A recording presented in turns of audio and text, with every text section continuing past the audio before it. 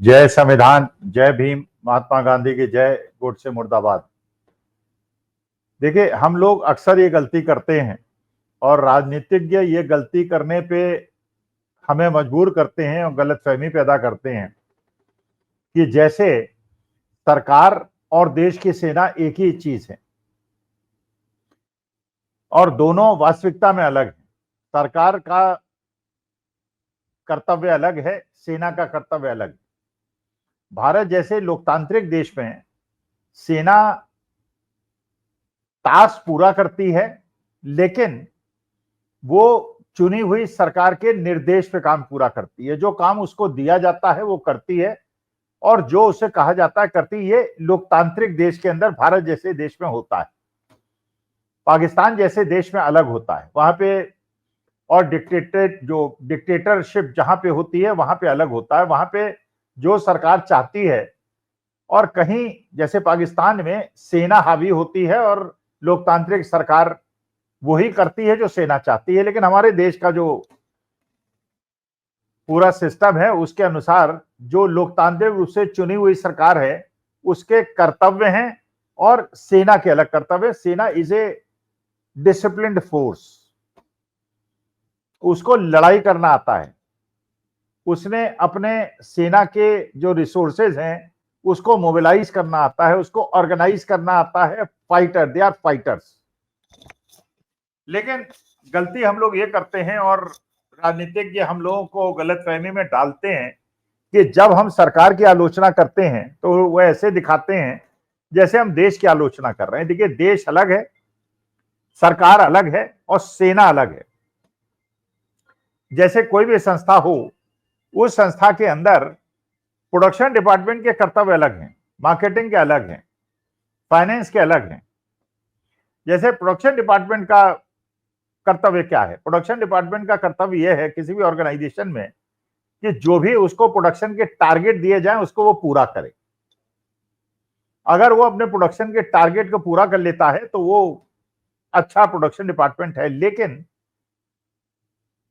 जो उसे आदेश दे managing director कि इतना प्रोड्यूस करो, उसने कर दिया, अब उसका मार्केटिंग करने का और मार्केट तक उसको पहुंचाने का जो कर्तव्य है, जो उत्तरदायित्व है, वो मार्केटिंग डिपार्टमेंट का है।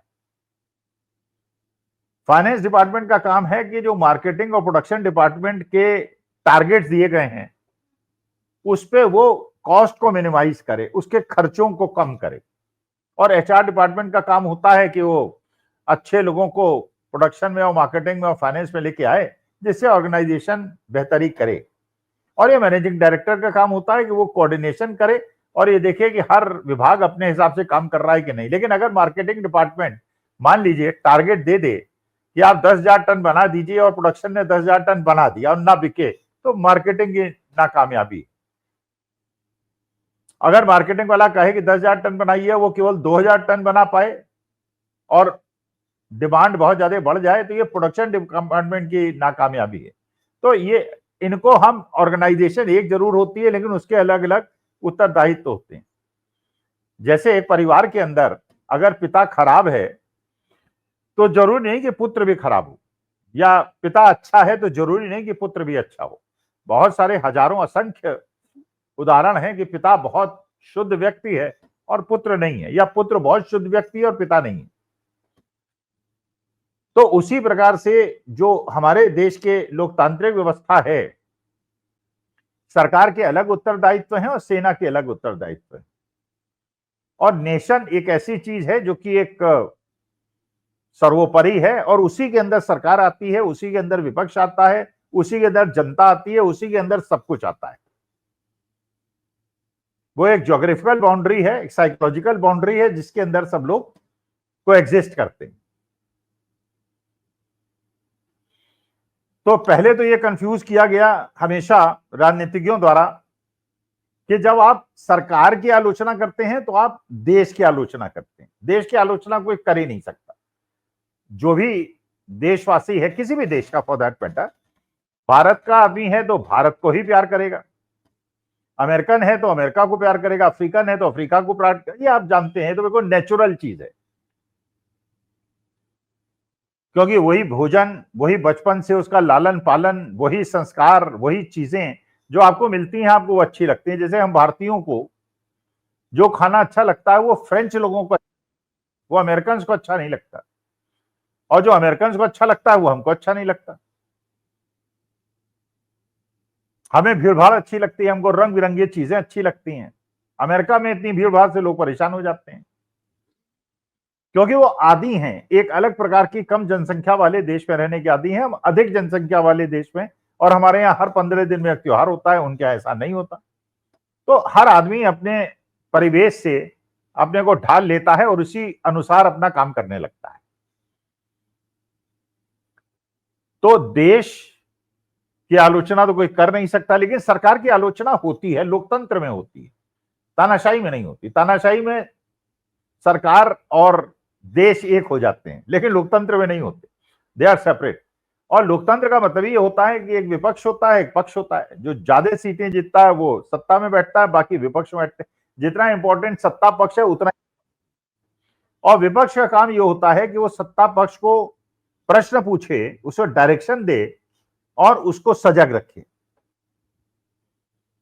उसको पथभ्रष्ट ना होने दे, और जनता की आवाज को सरकार तक पहुंचाए। क्योंकि सरकार जो सत्ता में होती है उसके पक्ष वाले तो उसको क्रिटिसाइज नहीं कर सकते, उस तक बात नहीं पहुंचा सकते। और निंदक नियर राखिए, जो हमारे यहाँ कहा जाता है कि जब तक आपको समझाने वाली, जैसे 1974-76 का जो जयप्रकाश का आंदोलन हुआ था, तो जयप्रकाश जी एक बात कहा करते थे उस जमाने में, एक घोड़ा होता है, एक रथ होता है, और एक घोड़ा चलाने वाला होता है जिसके हाथ में चाबुक होता है। तो घोड़ा कौन है? सरकार है। चलाने वाला कौन है? जो सत्ता पक्ष में है। लेकिन उसके बाद अंकुश बहुत आवश्यक है। अगर अंकुश नहीं होगा तो सरकार पथभ्रष्ट हो जाएगी। तो सवाल उठता है कि इस समय क्या यह परिस्थिति है?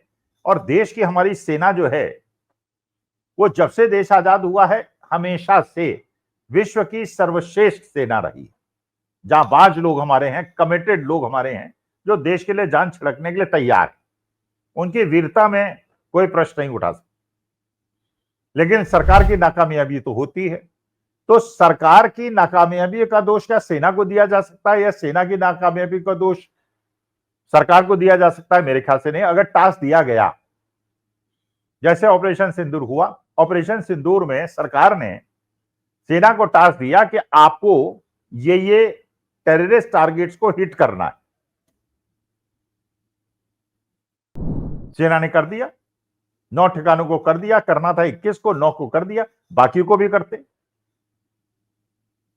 और बिल्कुल एग्जैक्ट हिट किया, तबाह कर दिया उनके एयर बेसेस को। तो सेना को जो काम करना था सेना ने कर दिया।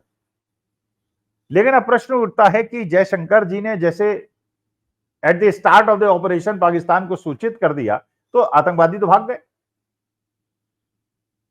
बिल्डिंग्स टूट गई। बिल्डिंग तोड़ना तो टारगेट नहीं था, लेकिन एयरफोर्स का काम तो था हिट करना, उन्होंने हिट कर दिया। लेकिन जयशंकर जी ने बता दिया, इसलिए टेररिस्ट भाग गए। टारगेट पूरा नहीं हुआ सरकार की वजह से, सेना ने काम पूरा किया। जैसा सीडीएस ने कहा कि शुरुआत में हमसे गलती हुई, तो शुरुआत तो 7 तारीख को जब अटैक हुआ था उसी समय रही होगी सीडीएस के कथनानुसार। और जब तक उसको उन्होंने रेक्टिफाई किया और ठीक करके पाकिस्तान को सबक सिखाना शुरू किया, तब तक सीज फायर हो गया। तो सीज फायर तो आर्मी ऑफिसर्स से कहा जा रहा है डीजीएमओ ने किया, लेकिन आप जानते हैं ना, युद्ध शुरू डीजीएमओ करते हैं और ना युद्ध अंत डीजीएमओ करते हैं। वो राजनीतिक फैसला होता है, लोकतांत्रिक देश में तो जरूर होता है। पाकिस्तान में हो सकता है कि आर्मी डिसीजन ले ले, लेकिन वहां के सरकार का उतना रोल नहीं। लेकिन भारतवर्ष के अंदर लोकतंत्र में सरकार ही निर्णय लेती है, तो ये तो बात माननी पड़ेगी कि सरकार ने ही निर्णय लिया होगा। वो सरकार ने अपने आप निर्णय लिया या डोनाल्ड ट्रंप के कहने पर निर्णय लिया, जैसा डोनाल्ड ट्रंप क्लेम कर रहे हैं 11 बार, और कोर्ट में भी एफिडेविट दे रहे हैं, वो अलग मुद्दा है। लेकिन सेना को कोई दोष नहीं दे सकता, और जो भी सेना को दोष देता है वो गलत कर रहा है। लेकिन सेना ने कर्तव्यों का निर्वहन किया, लेकिन जयशंकर ने जो किया और युद्ध विराम जो हुआ, जबकि हम लोग अपर हैंड में थे और अपनी गलतियों को सुधार के हम पाकिस्तान पे चढ़ने की तैयारी कर रहे थे और पीओके को हासिल करने की तैयारी कर रहे थे, ये सरकार की गलती है। तो सरकार को, देश को और सेना को अलग अलग देखना चाहिए, सबके गुण दोष के आधार पर देखना चाहिए। जैसे मैंने शुरू में कहा था, प्रोडक्शन, मार्केटिंग, फाइनेंस, एचआर, हर डिपार्टमेंट का मूल्यांकन अलग प्रकार से होता है, ऑर्गेनाइजेशन का अलग प्रकार से होता है। उसी प्रकार से सेना लगता है मुझे देश की बहुत अच्छी है, सर्वश्रेष्ठ है, लेकिन जो सरकार के काम करने का तरीका है, जैसे अग्निवीर लाके उन्होंने सेना की संख्या को कम कर दिया, सेना के मनोबल को कम कर दिया। जैसा एयरफोर्स चीफ ने कहा कि कोई भी प्रोजेक्ट कंप्लीट नहीं होता टाइम पे, फिर कहने लगे उसको डाइवर्ट करने के लिए, साहब एचएएल के लिए कर रहे थे। भाई एचएएल भी कह रहे थे तो एचएएल भी तो आप ही के अंडर में है, चाहे प्राइवेट सेक्टर भी आपके अंडर में है और पब्लिक सेक्टर भी है, तो सरकार का ही तो उत्तरदायित्व है। HAL is not a independent organization, it works under the framework of the government. तो ये जो ऑपरेशन सिंदूर में हुआ और विदेश नीति में जैसे कुछ हुआ, जिसकी वजह से हम अलग थलग पड़ गए और सब लोग चीन, पाकिस्तान, अजरबैजान, टर्कई और दुनिया भर के लोग एक साथ खड़े हो गए, तो ये विदेश नीति की फेल्योर है, ये आर्मी की फेल्योर तो नहीं है। युद्ध विराम हुआ, ये आर्मी की फेल्योर तो नहीं है। टारगेट हिट करने से पहले उनको सूचित कर दिया गया, ये आर्मी की गलती तो नहीं है। तो आर्मी सर्वश्रेष्ठ है, लेकिन सरकार कैसी है, इस पे बहुत बड़ा प्रश्न चिन्ह है। नमस्कार, धन्यवाद और प्रणाम।